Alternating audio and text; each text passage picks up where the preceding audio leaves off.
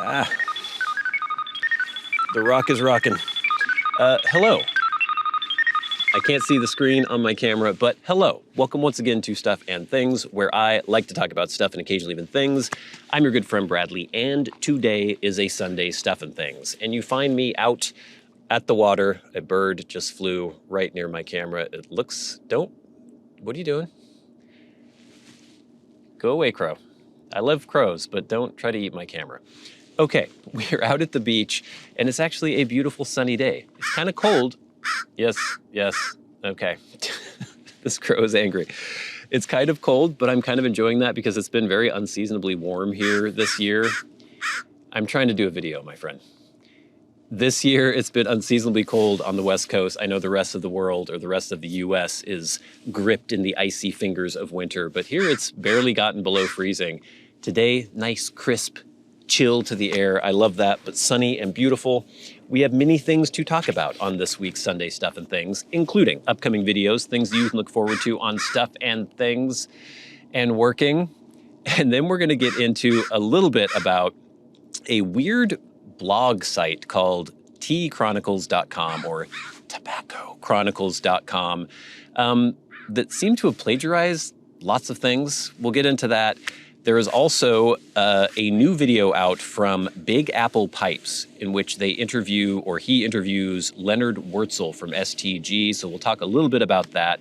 And then, of course, we have your questions, comments, and feedback in hashtag askstuffandthings.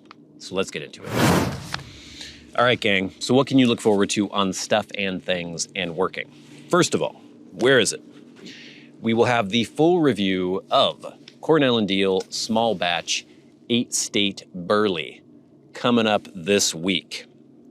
Definitely check that out. Also, check out the video I posted last week. Hey, buddy. Hey, come here.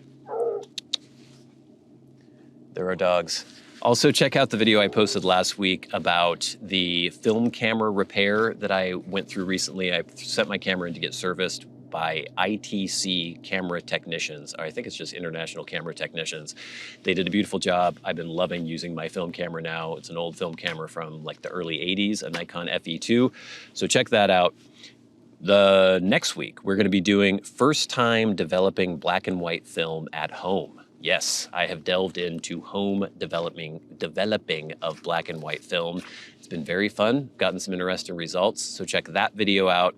And then after that, we will do a review of this beautiful Eagle and Child pipe that was sent to me by AJ Khaled. It's just a lovely little, I guess you would call this a small rusticated billiard pipe, kind of a classic shape, but absolutely beautiful. And I did a review of that. And then on working, episode 42 is out now. That is the smaller job that we were kind of trying to fit in between the larger job that had a bunch of delays. That's out. I've recorded a video where we are back on the larger job where we're having all sorts of issues with the dig. So definitely check that out. Working is back and it will be posting every other week as usual, and all sorts of other stuff coming up on both channels. All right, gang, so I mentioned Leonard Wortzel, and actually in my correspondence with Leonard Wortzel from STG, he alerted me to this weird website. Now, I don't want to give them traffic because it seems like it's completely based upon theft, but it is called tobaccochronicles.com. And he sent me a blog post called The End of an Era, STG's Acquisition of McFadin and Sutliff Signals Major Industry Consolidation, supposedly by the author Greg Steinig. And I read this thing, and it's basically point for point the video I posted about STG. Everything that was in that video is in this blog post.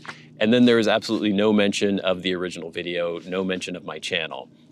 So, okay, you're not supposed to do that. You're supposed to credit people if you take their work. And so I was just gonna send a little message, say, hey, you know, I don't mind you using this information. It's out there in public now, but it's pretty obvious that you took all this information from my video. There were things that my source specifically told me that were in that video, and you should just credit me. I would appreciate it if you would amend this blog post with a credit for my channel and that video. But when I looked at all the email addresses, they all seemed fake. There were several addresses and they just didn't seem real, but I tried them anyway. And of course I got a message back saying, you know, this didn't send, there's no actual address. And then I looked at the phone numbers. They were supposedly from the UK, but they had 555 area codes, which again, 555 is the fake area code that they use in movies when they don't want to put an actual area code because they don't want normal, real people to be harassed by people trying to call phone numbers that they hear in a movie. So very strange. And I started reading some of their other posts, and there's some that are like reviews of blends. And there would be this picture that just looked like some random AI kind of picture that had nothing to do with the blend in question. And then the actual body of the review, again, seemed as though someone just asked ChatGPT to write a review of a pipe blend.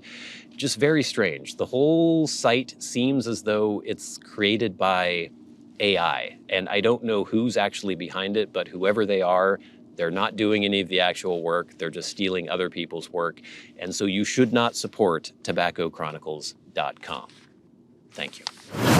All right, and now we have some information. Hold on.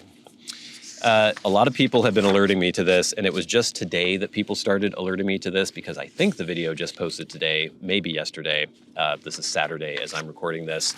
And basically, there's a big interview out on Big Apple pipes. I will have a link to the interview, the YouTube video in the description box below. I definitely recommend you go check that out. And it's an interview with STG's Leonard Wortzel, the person I've been in contact with at STG. We were trying to get together to actually record an interview too, but just haven't been able to sync up with time. Now, I saw this video was out, and thank you to the people who alerted me about it. And then I saw that it was 2 hours and 20 minutes. And, you know, I have a lot to do on a Saturday. I started trying to watch the video, but it's just very, very long. And so I wasn't able to actually watch the video. I will watch the video, but I knew I had to talk about it today because people would ask me why I haven't talked about it today. So I went to pipesmagazine.com forum, and a very helpful user, Mike N, summarized some of the things that were in the video. Mike N from the pipesmagazine.com forum said that Leonard Wortzel said, there are 1 to 1.2 million pipe essers in the US. Pipe essing compared to the 60s is a declining business, but with great profit margins. Customer base is actually growing. Interesting. About 50% of all pipe tea in the world is essed in the US, France, and Germany. Again, I could have assumed that. I would have thought maybe Denmark, Sweden, places like that would be included. But yeah, US, France, and Germany makes sense to me. Mike N also said earlier, the interview alluded to the fact that the Sutliff factory shutdown in Richmond, Virginia happened much more quickly than it would have in Europe due to a lack of worker protection in such layoffs, and Leonard did not dispute that, but says the decision was made by an army of analysts at STG, with him, Leonard, providing his recommendations. Mike N also says that Sutliff, or that Leonard Wortzel said at the 44:30 mark in the video, that Sutliff was profitable as a standalone business when they made the decision to shut it down. He also says that he led a group from the pipe tea industry that went to the FDA headquarters in 2018 and presented statistics that convinced the FDA that flavored pipe tea was not attracting young users and flavoring in pipe tea did not need to be regulated. Yeah, that was such a ridiculous thing at the time, as though like 14-year-olds are going out and buying pipes because there's flavored pipe tea. So I think he's trying to show his bona fides, saying that he is into pipes, he likes pipes, that they're not the enemy here. And obviously they have done some good things for the industry. Also, information that Leonard put out on the video that Mike N recounts, about 50% of pipe essers are over the age of 55, but he says research of pipe essers forums indicates that only 34% of new enthusiasts were over the age of 55, and that 62% of new enthusiasts like to try new blends or brands. So I've also heard people claim that in the video, Wortzel says that the list of continuing blends, and this is me now, are only in the US market, and that more blends might survive in other markets. But I didn't hear that part in the interview yet. I got up to around, I think, the 30-minute mark. So I don't know if that's actually true. There will be more clarification in the future.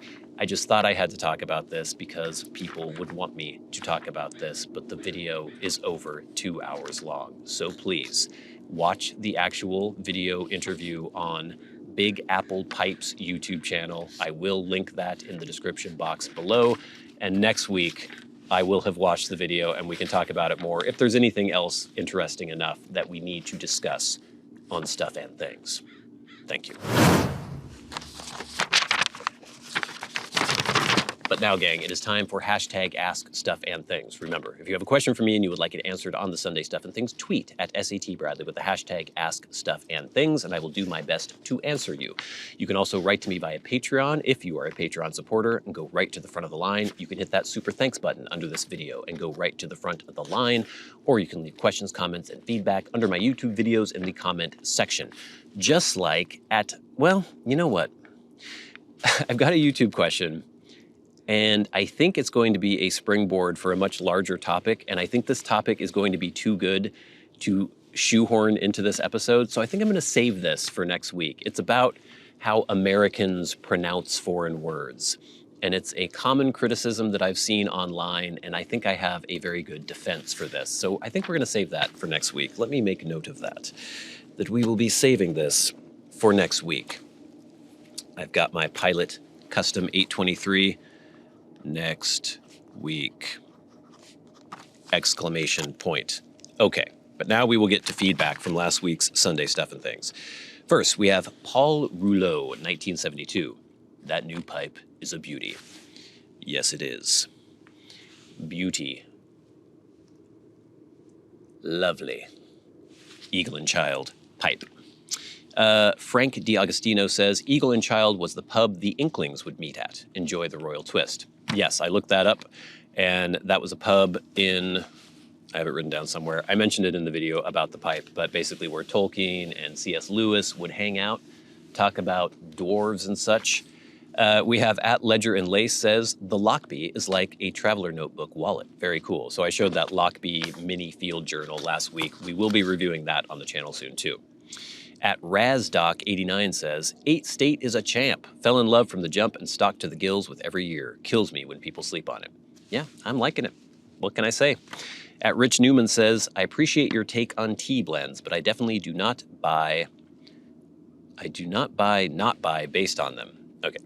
Don't make purchasing decisions based on the reviews, or even panic because you dislike something. I'm pretty sure we have different tastes, and that's fine. That said, I do not like that particular Burley blend. Yeah, I am not, my word is not final. It is an opinion, and your opinion may vary from mine, and that's okay. At Economics Jingle says, why don't you just have a first impressions segment in your full reviews? First impressions make sense for a product that just came out, but for a product from 2022, I don't understand why you would put out a teaser video before the real thing. I do the first impressions video because people like them.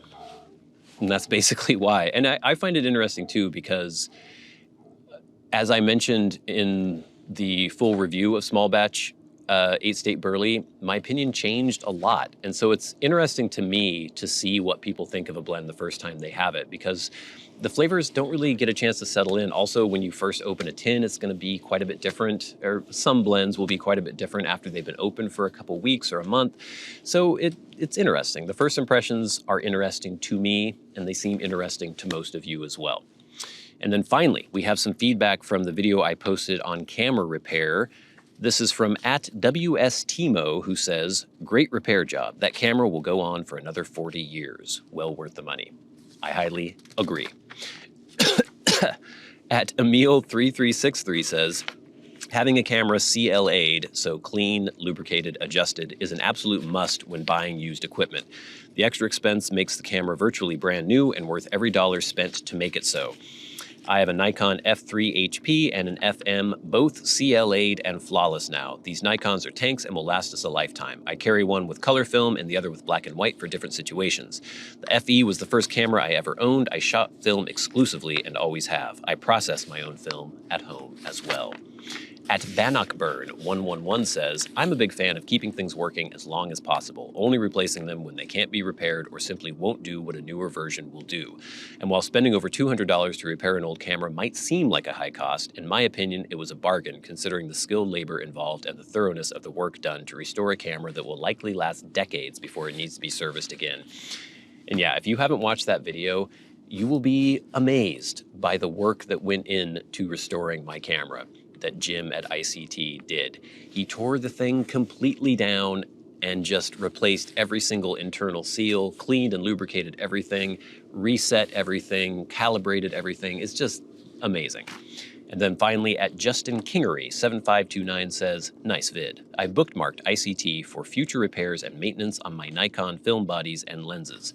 I'll definitely be sending some work in the future. Very good, because I think they are very good and you should definitely give them your business. Oh, actually, finally, is Mr. Zardos3344 who says, number 1, can the camera do something a digital replacement can't? And number 2, can you get the film and have it developed in the future without breaking the bank? So this is an interesting question, and this could be a whole video on its own as well, but digital is way more practical, way more cost effective, and will mostly do what you want a camera to do. I mostly shoot digital, and once you spend for the camera, which can be quite expensive, there's basically no cost other than just storage costs or getting hard drives or things to store all the raw files and everything.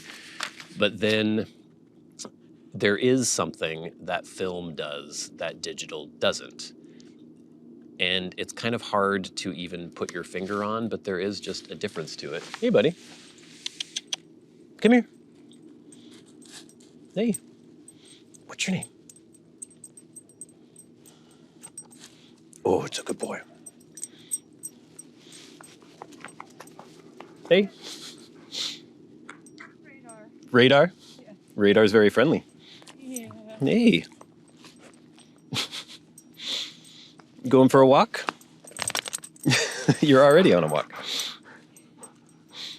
you filming yourself or the world? Yeah, I'm doing a little blog post kind of thing. Hey. Hey, buddy. But this is a good break. Oh. Just blasted right into your ear. Come on, my boy. Let's go. All right, have a good night. Have a good day. It was a pleasant little interruption there. But yes, so film does something different, especially I've noticed since I've been developing my own and going in and, you have to reverse the negatives once you scan the negatives into your computer.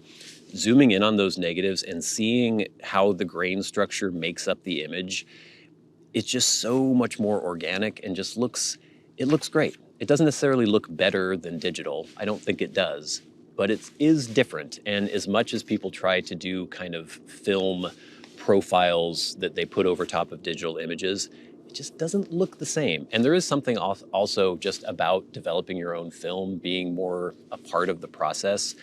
It's really fun. And so I'll always want to shoot film along with digital. I will always shoot mostly digital just because it is way more practical and you can get results right away, But yeah, there is something amazing about film.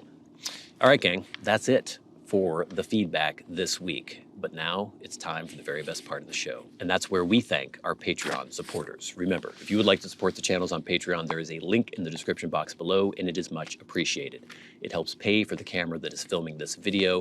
It helps pay for me to actually do these videos at all. Your support on Patreon is pretty much the only reason I'm able to keep doing this. So if you like the kind of content that I post, check out that link in the description box below for our Patreon. $5 a month goes a long way to keeping us in business here.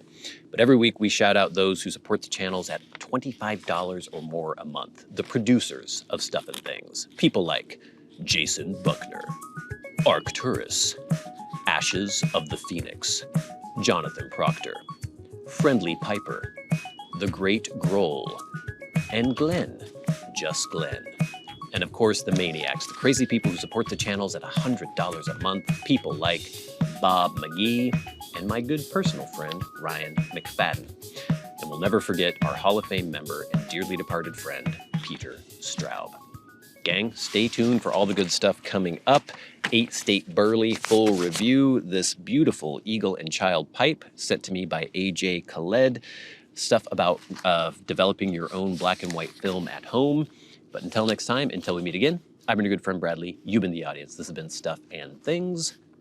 I'll see you later.